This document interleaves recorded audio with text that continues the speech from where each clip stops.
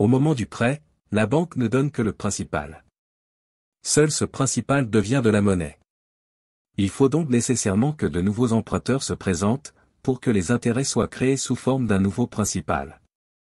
Ainsi, le premier emprunteur les trouvera dans l'économie. Au moment de l'attribution du crédit initial, la monnaie qui sera nécessaire pour payer les intérêts n'existe donc pas encore. C'est ce qui oblige nos sociétés à une croissance permanente, à tout prix. La croissance se mesure par le produit intérieur brut, ou PIB. Il représente l'ensemble des revenus provenant de la production d'un pays. Il doit augmenter d'au moins 2 à 3% par an. Ce qui correspond à l'augmentation continuelle de la production de biens, de services, et d'échanges. Il faut en gros que le taux de croissance compense le taux d'intérêt. Notre modèle économique est donc toxicodépendant de la croissance économique. Cette croissance est exponentielle.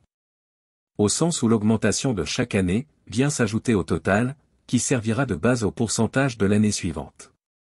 Cela a des conséquences dramatiques sur les besoins en ressources, et sur la dégradation de l'environnement. Quand bien même nous prétendions à une croissance verte, permettant d'obtenir des gains d'efficacité, qui ont en fait tendance à faire augmenter la consommation.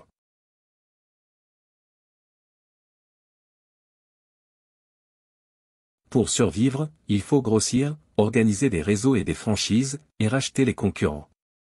Les petites entreprises locales sont donc rachetées par les géants. La taille permet une production de masse, et des économies d'échelle. Les marchés sont dominés par quelques acteurs multinationaux. Leur puissance en monnaie est supérieure à celle de la plupart des États.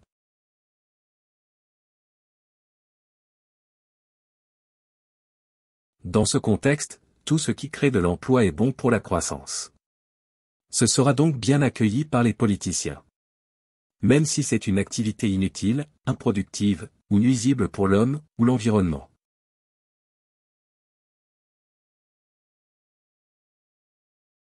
Il est nécessaire d'utiliser le marketing et la publicité pour attirer des clients potentiels vers des zones commerciales et industrielles de plus en plus nombreuses.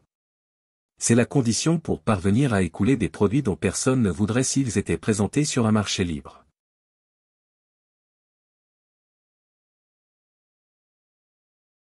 L'attraction des zones commerciales et industrielles de plus en plus nombreuses entraîne la mort des centres-villes, au profit des périphéries. Nous vivons désormais un urbanisme fonctionnel. Avec des quartiers où l'on dort, d'autres où l'on consomme, d'autres où l'on travaille, et enfin d'autres où l'on vit.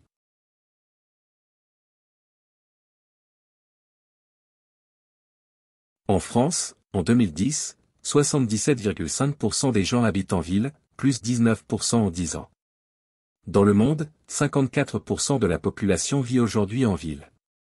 Avec une augmentation de 3% par an, on atteindra 66% en 2050.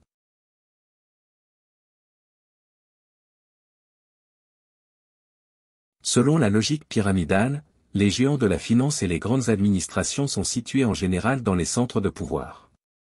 C'est-à-dire dans les grandes villes qui dominent les régions. C'est là que se concentrent les décisionnaires et les gros revenus, créant de ce fait un centre attracteur de monnaie, d'activité, et de pouvoir d'achat.